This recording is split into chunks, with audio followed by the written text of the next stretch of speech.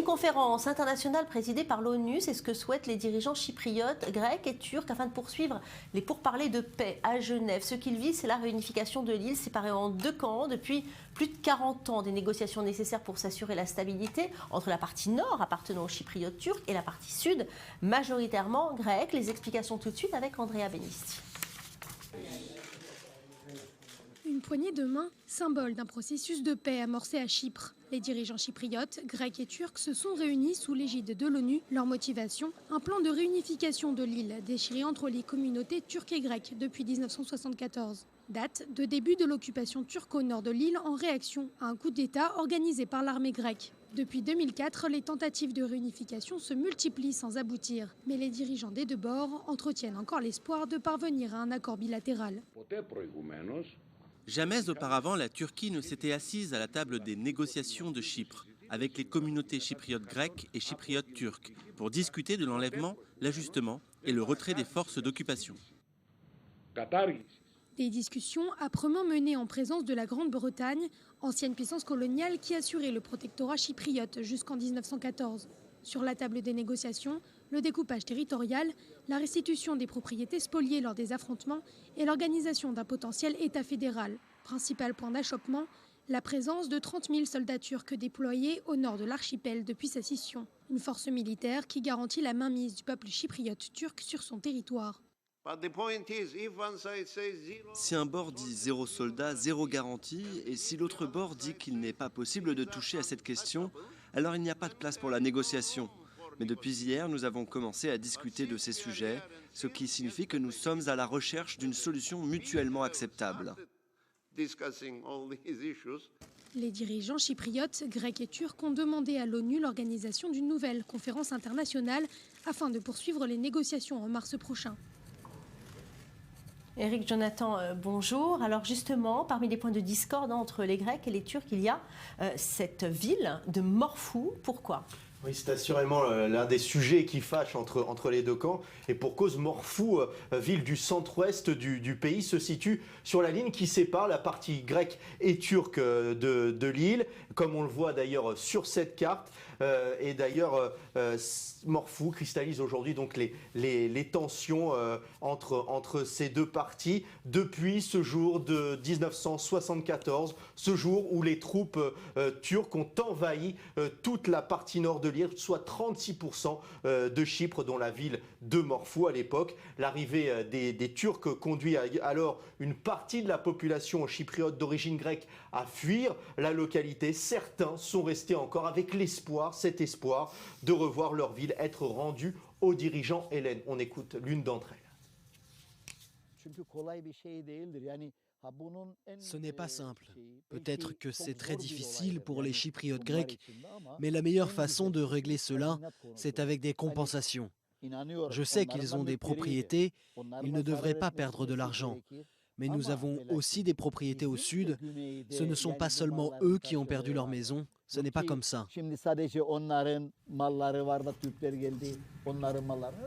Bon, Jonathan, expliquez-moi pourquoi justement ça crée autant de tensions et ce sujet est aussi sensible. On l'a dit, cette ville de Morphou se trouve sur cette ligne de démarcation entre les deux parties. Morphou, ce qu'il faut savoir aussi, c'est que c'est la quatrième plus grande ville de Chypre, de par sa population, puisque vivent à Morphou 18 000 personnes. Et les dirigeants turcs de l'île n'entendent pas donc se séparer, laisser tomber, ce qui constitue une véritable mine d'or culturelle et financière aussi pour les caisses de leur administration. Ainsi, les Chypriotes turcs veulent conserver 29% du territoire. Les Chypriotes grecs acceptent, eux, de leur accorder 28%. Le 1% restant concerne justement l'avenir de Morphou. Le gouvernement chypriote grec a certes assuré à plusieurs reprises que Morphou reviendrait sous son contrôle en cas d'accord. Mais si accord il y a, cela impliquerait de nouveaux déplacements de population chypriote turque de la ville.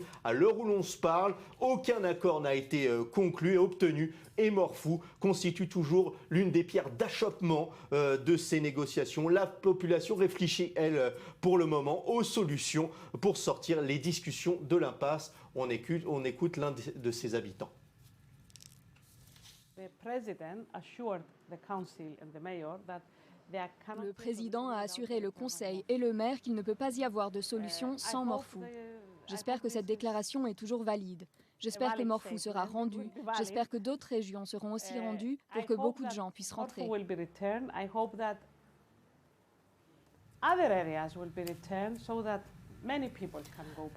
Recherche de propriétaires de voitures rouillées est totalement hors d'usage. L'annonce peut faire sourire, mais pourtant, c'est la mission insolite que s'est fixée une base britannique de Chypre où sont amassés près de 400 véhicules, des voitures abandonnées depuis les combats avant menés par la division de l'île méditerranéenne il y a plus de 40 ans. Regardez. Rechercher les détenteurs de ces voitures totalement hors d'usage, c'est l'objectif des militaires de la base d'Akrotiri au sud de l'île de Chypre. Après un minutieux inventaire, chaque véhicule est répertorié sur un site internet, photos et détails à l'appui. Une vingtaine d'anonymes a déjà contacté les bureaux administratifs de la base et ont exprimé leur intérêt pour les véhicules. Les militaires s'inquiètent de l'identité des propriétaires de chaque voiture. Depuis que nous avons commencé ce projet de rapatriement, nous n'avons pas réussi à rendre une seule voiture, mais nous avons reçu des expressions d'intérêt. Il y a quelque temps, nous avons eu le gendre d'un propriétaire d'une entreprise de bus qui est intéressé à emporter 6 bus. Aux côtés de camions éventrés, de bus et de tracteurs se trouvent des dizaines de carcasses de voitures de marque. Austin, Vauxhall ou Dodge, depuis la fin de la division de l'île en 1974, ces épaves au look vintage se détériorent au milieu d'herbes folles de ce terrain vague. Ce terrain, je suis sûr qu'il sera utilisé pour quelque chose, mais je n'ai aucune idée pourquoi aujourd'hui. Mais nous devons nous débarrasser de ces voitures. Elles ne peuvent pas rester 42 ans de plus. Le sort des véhicules restants, c'est aux autorités britanniques toujours présentes sur l'île de se charger de leur retrait et de leur démontage. Les pièces détachées vont être vendues et l'argent récolté transféré à la communauté turque de Chypre. Mais même inutilisables, elles portent les traces d'une histoire, celle de la présence turque sur une île aujourd'hui en quête de paix. Mais à Chypre, ce n'est pas seulement les propriétaires de voitures que l'on recherche, c'est une quête bien plus morbide qui a cours depuis de nombreuses années sur l'île, celle des corps de victimes toujours disparues, une nécessité pour les nombreuses familles qui en ont besoin pour pouvoir définitivement faire le deuil. Eric, pouvez-vous nous restituer le contexte de ces recherches ? Absolument, Valérie, c'est important pour comprendre les fouilles actuellement en cours.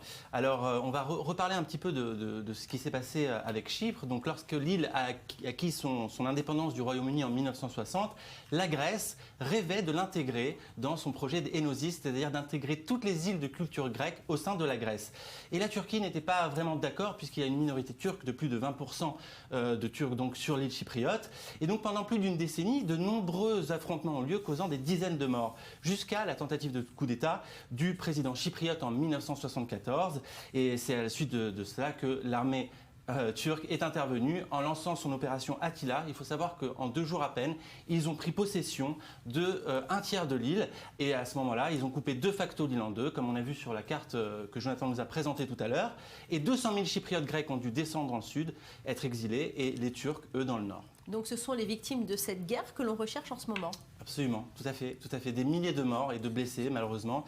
Et on dénombre 2000 personnes qui n'ont jamais été retrouvées. Alors, près de 1000 corps ont été exhumés depuis une dizaine d'années, à peu près. Et la moitié d'entre eux a été identifiée par des anthropologues qui sont chargés non seulement de rassembler les ossements, mais aussi, grâce à des tests ADN, de retrouver les identités. C'est une étape indispensable au deuil des familles pour qui la douleur est encore vive.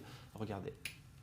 He said, take these things for the night. Mon grand-père nous a dit, prenez ces quelques affaires pour la nuit et demain vous serez revenus. C'est la dernière fois que j'ai vu mon grand-père et ma grand-mère. Le fait que leur corps ait été retrouvé est un soulagement. Alors beaucoup d'émotions, on peut le comprendre, mais pourquoi avoir attendu si longtemps, 40 ans ? C'est là aussi une question légitime. Il a fallu un certain dégel des relations entre Chypre et la Turquie. Cela a commencé avec à l'entame de l'entrée de l'île dans l'Union européenne. Il faut rappeler que la Turquie et le retrait de la Turquie et la réunification donc, de l'île, c'est un des points importants de négociation pour l'adhésion de la Turquie au sein de l'Union européenne. Alors Ankara a donné récemment également son feu vert pour que des fouilles aient lieu au nord de l'île. Une avancée assez importante. On écoute. Il y a cet engagement de donner accès à plus de 30 sites sur les 3 prochaines années, à commencer en janvier. Nous sommes en passe de fouiller au moins 10 sites cette année. Merci Eric, merci Jonathan. Et la réunification de Chypre pourrait se régler autour d'une part de fromage. Le halloumi est considéré comme une mine d'or, non seulement en matière financière, mais aussi en ce qui concerne la culture. Figurez-vous que ce fromage chypriote contribue au rapprochement entre les producteurs des 2 parties de l'île. Plus de détails dans ce reportage. Dans ces énormes cuves se trouve l'une des principales richesses de Chypre, le halloumi, un fromage produit depuis des centaines d'années.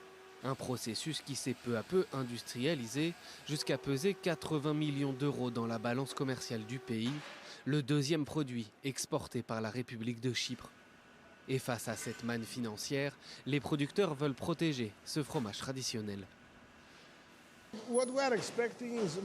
Ce que nous attendons, c'est plus de protection du nom, pour que d'autres pays ne puissent pas le copier. Nous aurions une forme d'institution. Comme en France, vous avez le Roquefort, nous espérons avoir le halloumi.